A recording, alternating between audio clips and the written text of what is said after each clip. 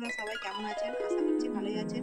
চলে এসেছি সম্পার রান্নাঘরে আজকে নতুন রেসিপি নিয়ে, তালের পোড়া পিঠা।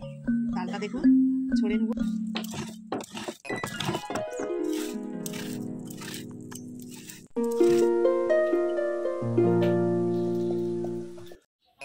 তালের কাঁকড়াকে গরম করে নিচ্ছি। নিয়েছি চালের গুঁড়ি 500 গ্রাম, 300 গ্রাম চিনি,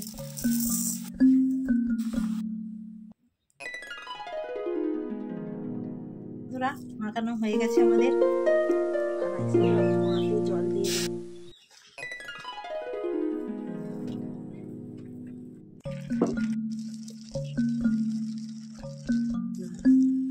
2 ঘন্টা উনুনে বসানো থাকবে।